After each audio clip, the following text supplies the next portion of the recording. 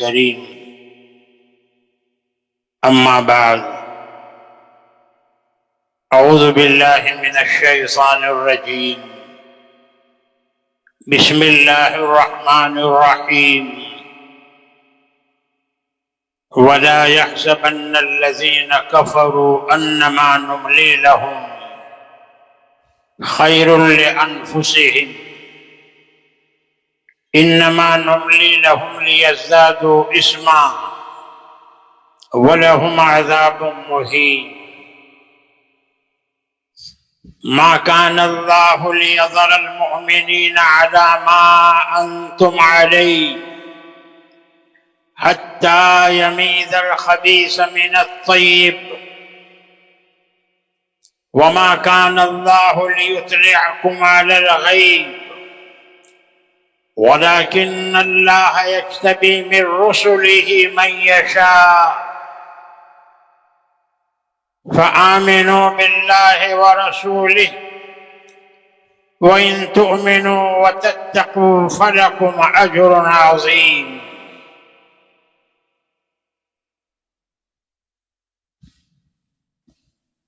صدق الله مولانا العظيم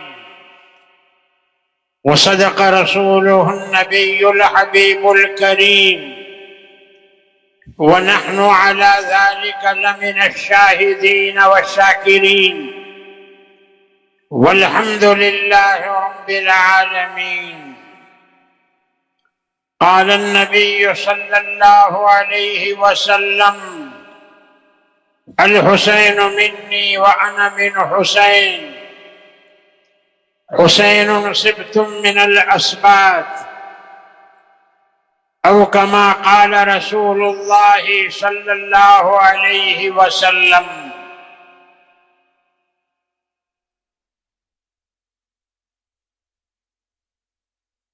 بزرگان محترم، یہ محرم الحرام کا مہینہ ہے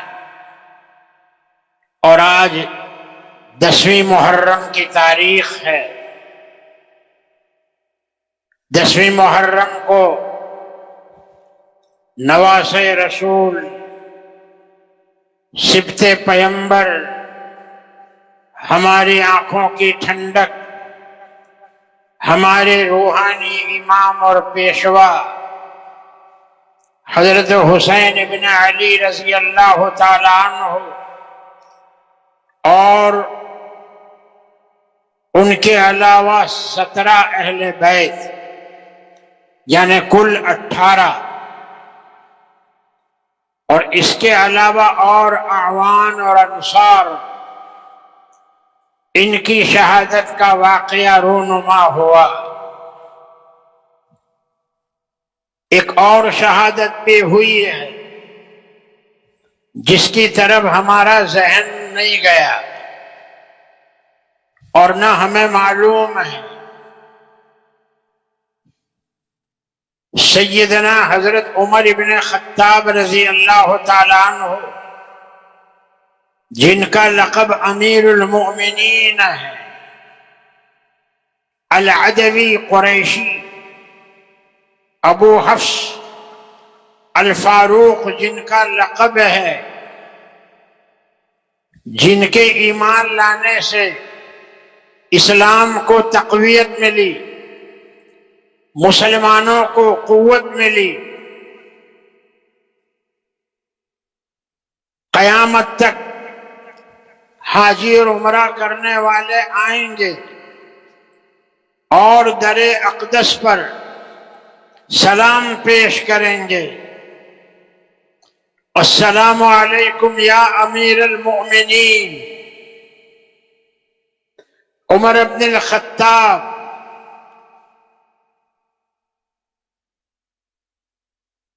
اے امیر المومنین، تم پر ہمارا سلام ہو، تم حق اور باطل کے درمیان میں فرق کرنے والے ہو. یا ناطق بالصدق والصواب، اور جب بھی اپنی زبان سے کوئی جملہ نکالا، حق بات کا نکالا، سچائی کا نکالا، دین کے معاملے میں بڑے سخت تھے، اپنے بیٹے کو بھی معاف نہیں کیا، ابو شہمہ کو، جبکہ نشے والی چیز ابو شہمہ نے استعمال کر لی تھی، اپنے بیٹے کو معاف نہیں کیا، اور جناب محمد الرسول اللہ صلی اللہ علیہ وسلم کی شریعت کے حکم کو نافذ کیا۔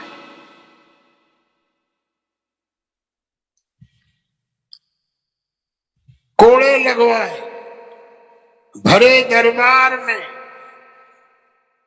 ابو شہمہ کی ماں یہ منظر نہ دیکھ سکی، امیر المومنین معاف کر دیجئے اپنے بیٹے کو، جتنے کوڑے رہ گئے میں پیدل حج کر لوں گی۔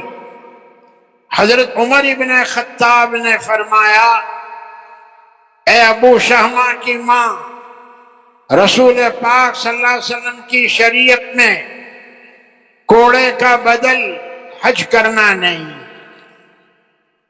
اضرب یا غلام، اے غلام ان کے پشت پر کوڑے مار،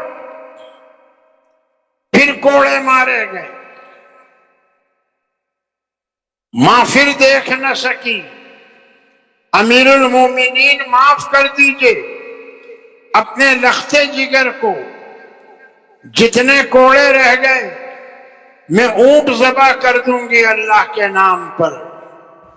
فرمایا رسول پاک صلی اللہ علیہ وسلم کی شریعت میں کوڑے کا بدل اونٹوں کا ذبح کرنا نہیں۔ اضرب ہو یا غلام، سزا پوری لگائی گئی، بیٹا نڈھال ہو گیا۔ جب موت کا وقت قریب آیا اپنے بیٹے کے سرانے بیٹھ گئے، سر پر ہاتھ پھرایا، بیٹے اپنے باپ کو ظالم مت سمجھ، میں نے وہی کام کیا ہے جس کا رسول پاک صلی اللہ علیہ وسلم نے ہم کو حکم دیا ہے۔ بیٹے اگر اس دنیا سے گزر کر آخرت میں جانا ہو اور سرکار دو عالم صلی اللہ علیہ وسلم سے ملاقات ہو تو میرا سلام کہنا، اور کہنا کہ آپ کا غلام عمر اسی حالت پر برقرار ہے جس حالت پر آپ چھوڑ کر گئے تھے۔ یہ حضرت عمر ابن خطاب 23,40,000 مربع مائل پر جنہوں نے حکومت کی اور اسلام کے احکام کو جاری کیا، 4,000 مسجدیں بنوائی اور 900 بڑی بڑی جامع مسجدیں بنوائی، عدالت کے قانون کو قائم کیا، انگوٹھی کے نگینے پر یہ نقش تھا، کفا بالموت واعظا، موت یہ تجھے نصیحت کرنے کے لیے کافی ہے، موت کو یاد رکھنا یہ تجھے نصیحت کے لیے کافی ہے۔ 537 حدیثیں ان سے منقول ہیں۔ حضرت عمر نے نوجوانوں کے اوپر پابندی لگائی تھی کہ مدینہ میں نہ آئیں تاکہ مدینے کا ماحول خراب نہ کریں، لیکن ابو لؤلؤ نصرانی آدمی تھا، چکی بنانا جانتا تھا، اس وجہ سے حضرت عمر نے اس کو مدینہ میں آنے کی اجازت دی۔ ایک دن اس نے اپنے آقا کی شکایت کی کہ میرا آقا مجھ پر بوجھ زیادہ ڈالتا ہے، ٹیکس زیادہ لیتا ہے۔ حضرت عمر نے معلوم کیا تو کہا 1 دینار ٹیکس۔ فرمایا یہ زیادہ نہیں ہے 1 دینار، یہ تو آسانی سے ادا ہو سکتا ہے۔ اس نے دیکھا عمر فاروق نے میرا ساتھ نہیں دیا۔ حضرت عمر نے کہا 1 چکی میرے لیے بنا۔ اس نے کہا تمہارے لیے ایسی چکی بناؤں گا جس کا چرچا رہتی دنیا تک ہوتا رہے۔ حضرت عمر سمجھ گئے کہ اس نے مجھے دھمکی دی کہ میں تمہیں قتل کر دوں گا، مگر چونکہ ابھی قتل ہوا نہیں تھا لہذا بدلہ لینے کا کوئی مطلب نہیں تھا۔ اسی ابو لؤلؤ نے فجر کی نماز حضرت عمر پڑھا رہے تھے مسجد نبوی میں، اور خنجر مارا، اور خنجر مار کر جب بھاگنے لگا تو صحابہ نے اس کو بھاگنے نہیں دیا۔ صحابہ کے بیچ میں سے کون بھاگ سکتا؟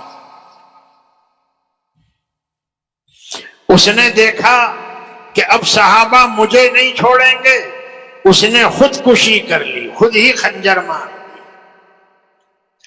حضرت عمر کو مسجد نبوی میں شہید کیا گیا۔ یہ حضرت عمر کا مقام ہے۔ کل قیامت کے دن مسجد نبوی کی محراب و منبر ان کی شہادت کی گواہی دیں گے۔ یہ حضرت عمر، ان کی شہادت بھی 1 محرم کو ہوئی ہے، 1 محرم۔ یہ وہ مہینہ بہت بڑا مہینہ ہے۔ نواسہ رسول کی کچھ داستان آپ نے مولانا سے سنی، ہمارے فرزند سے 1 گھنٹہ اور 10 منٹ مولانا نے بیان کیا، اور 9ویں محرم الحرام کو اعلان جنگ عبید اللہ بن زیاد کی طرف سے آیا۔ آپ نے 1 رات کی مہلت مانگ لی تاکہ ہم نماز پڑھ لیں، دعائیں مانگ لیں، استغفار کر لیں، صبح جو اللہ کو منظور ہے وہ ہوگا۔ مہلت دے دی گئی۔ اول تو وہ ظالم مہلت دینا نہیں چاہتے تھے، مگر ان کے ہی لوگ جیسے عمرو بن حجاج، اس نے کہا کہ نہیں، اگر مہلت مانگ رہے ہیں، یہ اگر ہمارے دشمنوں کے قبیلے سے ہوتے اور مہلت مانگتے تب بھی ہم کو مہلت دینا ضروری تھا، یہ تو نواسہ رسول ہے، مہلت مانگ رہے ہیں دے دو۔ دے دی گئی۔ اور بھی قیس ابن اشعث ابن قیس، اس نے بھی یہی کہا کہ مہلت دے دو، مگر شریر ہمیشہ شرارت کو چھوڑتا ہے۔ کہنے لگا مہلت دینے سے بھی کوئی فائدہ نہیں ہے، یہ فجر میں ضرور تم سے لڑے، فائدہ نہیں۔ عمر بن سعد بولا یہ تو نواسہ رسول ہیں، اگر آپ کے نواسے نہ ہوتے اور ہم سے مہلت مانگتے تب بھی ہم یہ موقع ٹال دیتے۔ مہلت دے دی گئی، اور پھر خیمے میں جا کر اپنے گھر والوں کے سامنے جو درد بھرا خطبہ جس کو ابھی مولانا نے سنایا، اور پھر ساتھیوں نے جو جوابات دیے، مسلم بن اوسجہ نے، مسلم بن عقیل کے لڑکوں نے، ان کے بھائیوں نے، کہ حضرت ہم آپ کو تنہا چھوڑ کر نہیں جا سکتے، اپنے علاقے والوں کو ہم کیا جواب دیں گے؟ کیا اپنے امیر کو تنہا چھوڑ کر آ گئے اور ایک تیر اور نیزہ بھی نہیں چلایا؟ حضرت ہم یہ نہیں جانتے کہ یہ دشمن ہمارے ساتھ کل کیا معاملہ کریں گے، خدا ہم کو وہ عیش نہ بتائے جو آپ کے بعد ہم کو ملے۔ ہم تو لڑیں گے اور آپ کا حق ادا کریں گے، آپ کا حق ہم سے ادا نہیں ہو سکتا جب تک کہ تیز نیزوں کی نوکیں ہم ان کے سینوں میں نہ گاڑ دیں، تیز تلوار سے ان کی گردن کو تنے ناپاک سے جدا نہ کر دیں، وہاں تک آپ کا حق ہم سے ادا نہیں ہو سکتا۔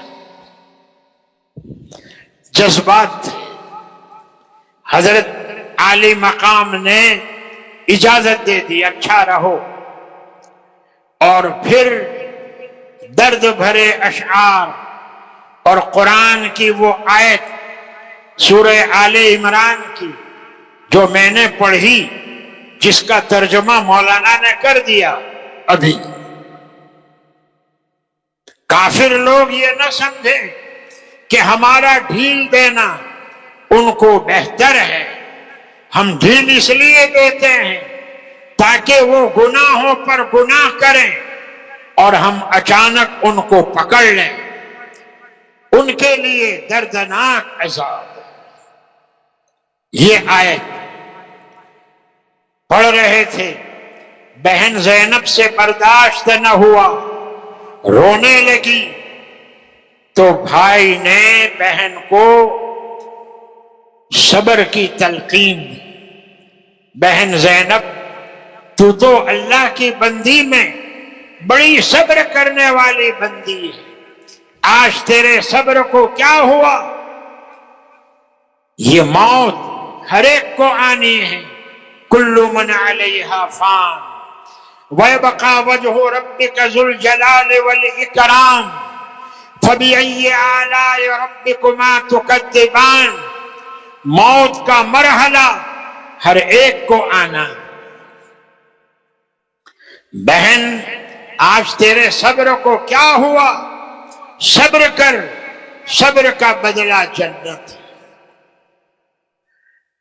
بہن خاموش ہو گئی اور پھر خیموں کی ترتیب دی، خیموں کے ارد گرد خندق کھود دی، آگ جلا دی تاکہ دشمنان دین خندق کو پار کر کے اندر نہ آ سکے، اور پھر اپنے لشکر کو ترتیب دی، داہنی طرف حضرت زہیر ابن القین کو امیر بنایا، بائیں طرف حضرت عباس ابن عبد المطلب کو امیر بنایا، حضرت عباس کو، حضرت عباس ابن علی کو امیر بنایا، اور جھنڈا اسلام کا حضرت زہیر ابن القین کے ہاتھ میں دیا،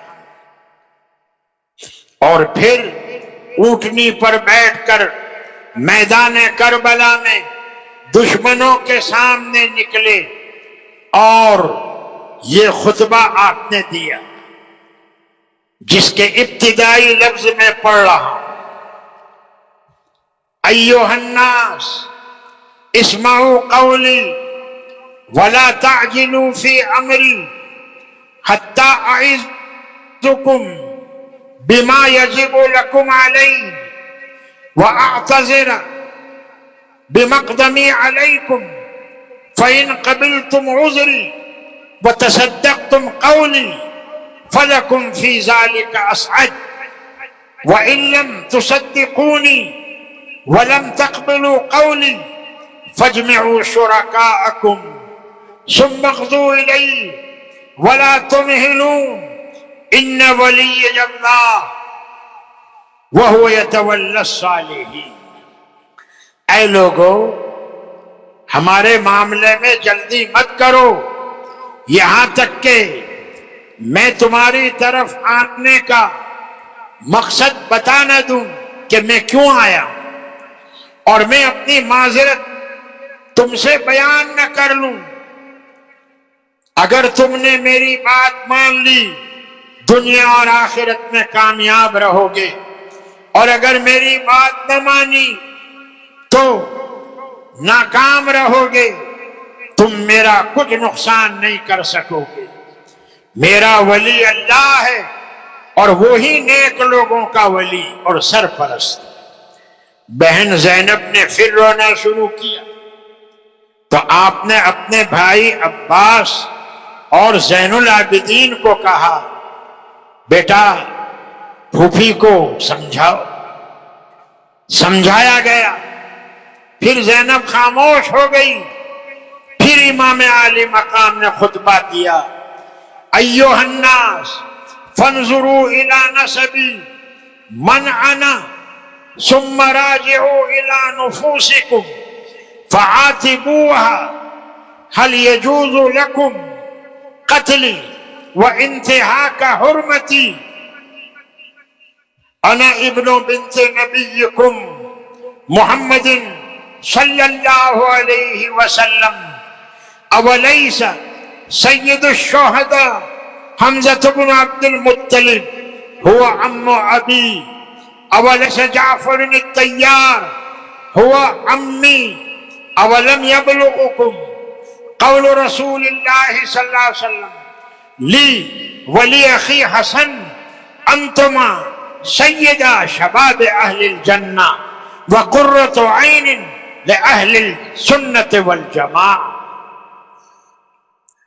أيها الناس والحق بما أقول لكم والله ما تعمدت كذبا مذ علمت أن الله ينقت على الكاذبين، فإن كنتم في شك بما أقول لكم فإن فيكم إذا سألوهم هم يخبرونكم بما أقول لكم، سلوا جابر بن عبد الله أو سهل بن سعد أو ابن عمر أو ابن عمر وأنس وزيد بن أرقم، هم يخبرونكم بما أقول لكم، والله ما بين المشرق والمغرب ابن بنت نبيكم من غيري فيكم، فإن كان فأتوا على أعين الناس۔ اے لوگو میرے نسب پر غور کرو، میں کون ہوں؟ میں تمہارے نبی کا نواسا ہوں، تمہارے نبی کی بیٹی کا لخت جگر ہوں۔ کیا امیر حمزہ میرے والد کے چچا نہ تھے؟ کیا حضرت جعفر طیار میرے چچا نہ تھے؟ تم کو میرے بارے میں اور میرے بھائی حسن کے بارے میں میرے نانا جان کی حدیث نہیں پہنچی کہ تم دونوں جنتی نوجوانوں کے سردار ہو اور اہل سنت والجماعت کی آنکھوں کی ٹھنڈک؟ اے لوگو جو میں کہہ رہا ہوں وہی برحق ہے۔ خدائے پاک کی قسم، جب سے میں نے ہوش اور حواس کو سنبھالا جھوٹ نہیں بولا۔ اگر تمہیں میرے بارے میں شک ہے تو تمہارے اندر وہ لوگ موجود ہیں جو مجھ سے واقف۔ پوچھو حضرت جابر بن عبداللہ سے، سہل بن سعد سے، زید بن ارقم سے، عبداللہ ابن عمر سے، حضرت انس سے، وہ تمہیں خبر دیں گے جو میں تمہیں کہہ رہا ہوں۔ اور پھر ایک جملہ کہا، اما فی ھذا حاجز یحجزکم عن سفک دمی، کیا تم میں کوئی ایک شریف آدمی بھی نہیں ہے جو تمہیں میری خون ریزی سے روکے؟ اے لوگو میں نے تم میں سے کس کی جان لی ہے؟ کاش تم میری جان لینے کے لیے جمع ہوئے ہو۔ میں نے تم میں سے کس کے بچے کو مارا؟ کاش تم میرے بیٹوں کو مارنے کے لیے جمع ہوئے ہو؟ میں نے تم میں سے کس کا مال چھینا کہ تم میرے مال کو لوٹنے کے لیے جمع ہوئے ہو؟ میں نے تم میں سے کس کو زخم لگایا کہ اس کا بدلہ لینے کے لیے جمع ہوئے ہو؟ یہ خطبہ تھا، مگر لشکریان شام پر سناٹا تھا، تو آپ نے خطوں سے بھری ہوئی تھیلی نکالی اور ایک ایک سردار کا نام، کیا یہ خط تم نے نہیں لکھا؟ تم نے مجھے نہیں بلایا؟ تم نے مجھے مدد کرنے کا وعدہ نہیں کیا اور اب دھوکہ دے رہے ہو، پلٹ رہے ہو؟ سب نے انکار کر دیا کہ ان خطوط کو ہم جانتے نہیں ہیں اور نہ یہ خط کس نے لکھے ہیں وہ ہم جانتے ہیں، پلٹ گئے۔ اسی کو شاعر نے کہا، نام ہزار بھیج کر کوفی تمام پھر گئے، شیطان ان پہ آ گیا، شیطان ان پہ آ گیا، فتنہ نیا اٹھا دیا۔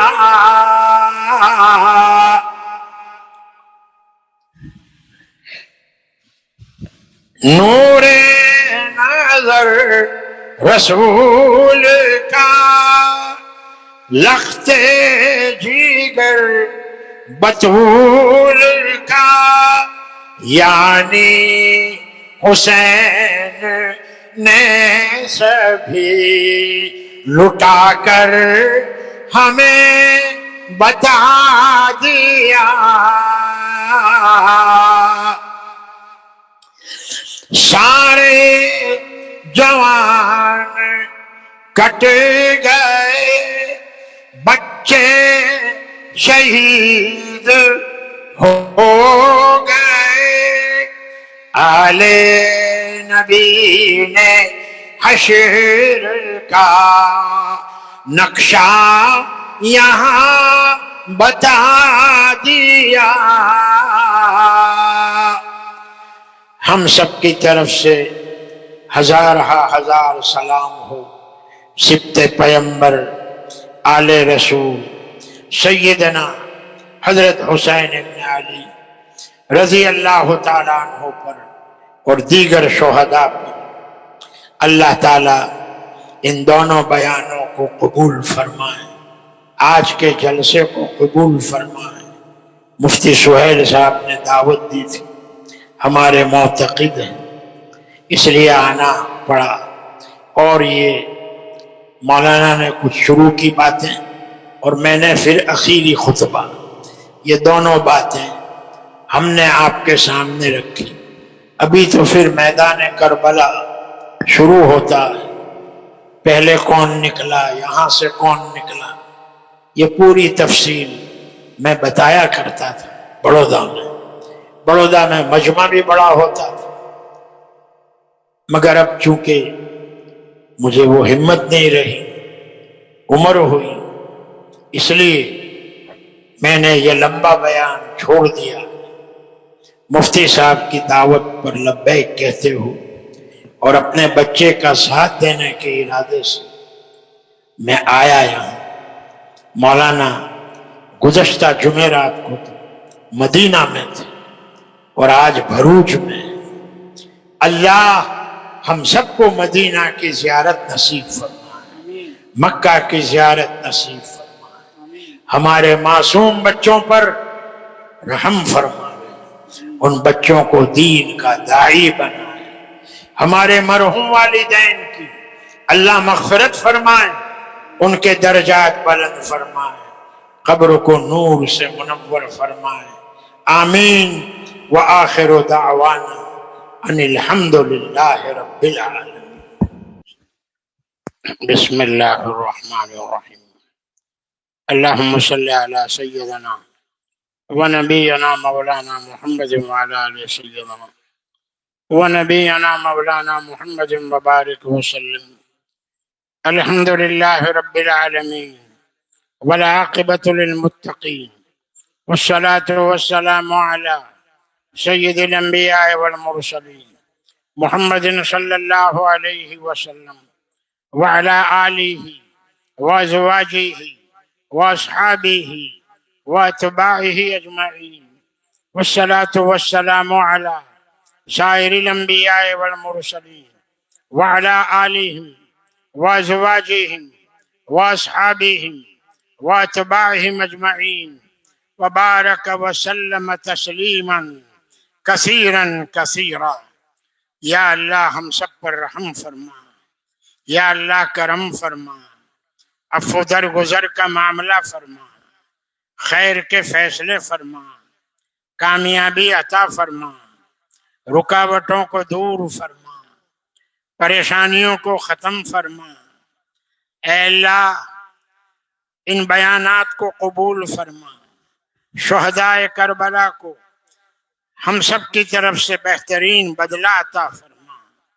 کل قیامت کے میدان میں ان کے جوار میں ہم کو جگہ عطا فرما. ان کے وسیلے سے ہر خیر ہمارے حق میں مقدر فرما، ہر شر سے حفاظت فرما، صحابہ کی عظمت نصیب فرما، قرآن اور حدیث کی معرفت نصیب فرما. یا اللہ ہمارے بیوی بچوں پر، بھائیوں پر، ان کی اولاد پر رحم فرما. ہمارے بچوں میں بھی صفات قبولیت پیدا فرما. جن لوگوں نے روزے رکھے یا رکھنے والے ہیں ان کے روزوں کو قبول فرما. ہر بیماری سے ہمیں نجات عطا فرما. ہر درد سے، تکلیف سے ہماری حفاظت فرما. اے اللہ رحمت والی بارش عطا فرما، رحمت والی بارش عطا فرما.